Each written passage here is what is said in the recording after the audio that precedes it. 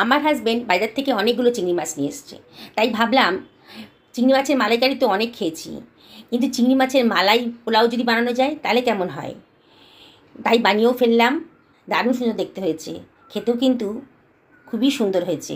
বন্ধুরা, রেসিপিটা আপনারা শেষ পর্যন্ত দেখুন। ভালো লাগলে কিন্তু লাইক শেয়ার কমেন্ট করতে ভুলবেন না। আপনাদের কাছে রিকোয়েস্ট করব।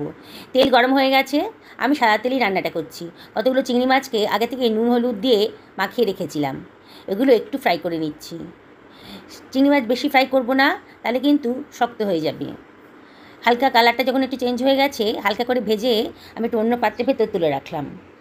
এবার ওই তেলেই দিয়ে দিলাম দুখানা আলুকে ডুমো করে কেটে রেখেছিলাম, খোসা ছাড়িয়ে ডুমো করে কেটে ধুয়ে রেখে দিয়েছিলাম। ওটা তেলের ভেতর দিয়ে দিলাম, দিয়ে একটু ফ্রাই করে নিচ্ছি। আলু কালারটা যখন একটু গোল্ডেন ব্রাউন হয়ে গেছে, তখন ওটা তেল থেকে তুলে অন্য একটা পাত্রের ভেতর রেখে দিলাম।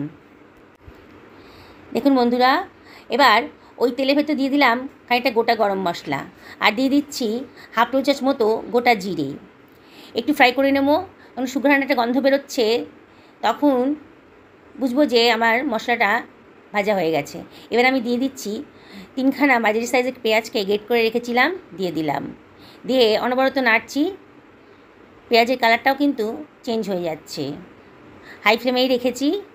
এবার দিয়ে দিলাম 1 টেবিল চামচ মতো জিঞ্জার গার্লিক পেস্ট, 1 টেবিল চামচ মতো হলুদের গুঁড়ো, 1 টেবিল চামচ মতো ধনিয়ার গুঁড়ো, 1 টেবিল চামচ মতো জিরের গুঁড়ো, আর দিয়ে দিলাম 1 টেবিল চামচ মতো লঙ্কার গুঁড়ো, আর দিয়ে দিলাম 1 টেবিল চামচ মতো লবণ।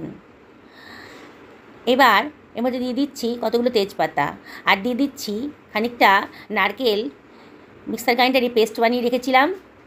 এটাকে 3 টেবিল চামচ মতো হবে পেস্টটা, সেটা দিয়ে দিলাম। দিয়ে অনবরত নাড়ছি। এটা খুব সুন্দর খেতে হবে, নারকেল দিয়ে বানাচ্ছি। আর দিয়ে দিলাম দুখানা টমেটো কুচি করে রেখেছিলাম, সেটা দিয়ে দিলাম। এবারে সব কিছু ভালো করে মিশিয়ে নিচ্ছি। দেখুন বন্ধুরা, কালারটা কত সুন্দর এসছে। অনবরত কিন্তু নাড়তে হবে।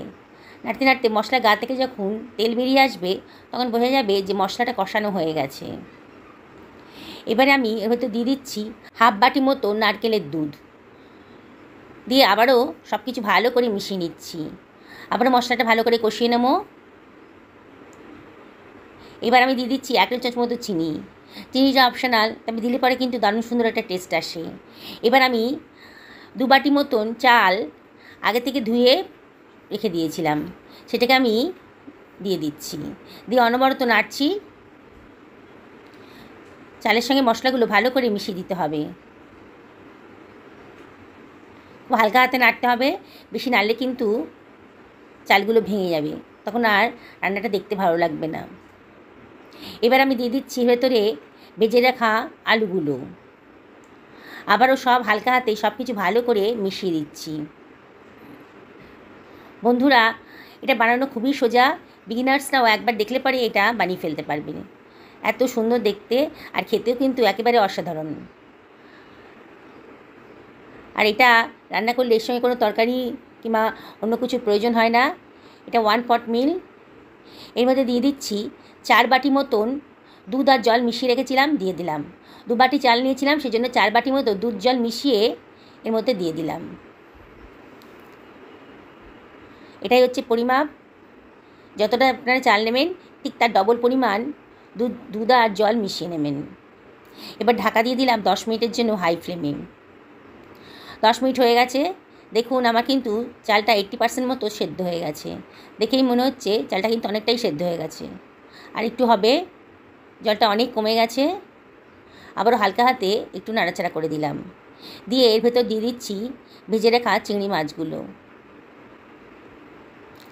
আর এর ভেতর দিয়ে দেব কতগুলো কাজু আর কিশমিশ আমি আগে থেকে ভেজে রেখেছিলাম, এটা দিয়ে দিলাম। এটা অপশনাল, না দিলেও কিন্তু ভালো লাগবে। আর দিয়ে দিলাম খানিকটা ধনেপাতা কুচি। আবারও হালকা হাতে সব কিছু ভালো করে মিশিয়ে দিচ্ছি। খুব হালকাভাবে মেশাতে হবে। আবারও বলছি, খুব জোরে জোরে নাড়লে পরে কিন্তু চালগুলো ভেঙে যাবে। এবারে ঢাকা দিয়ে দিলাম 10 মিনিটের জন্য একেবারে লো ফ্লেমে। 10 মিনিট হয়ে গেছে। দেখুন আমার কিন্তু সমস্ত জলটা চালগুলো টেনে নিয়েছে। একেবারে ঝরঝরে পোলাও তৈরি হয়ে গেছে। খুব সুন্দর একটা গন্ধও বেরোচ্ছে। বন্ধুরা, দেখলেন তো বানানোটা কত সোজা। আপনারাও এভাবে বানিয়ে নিন।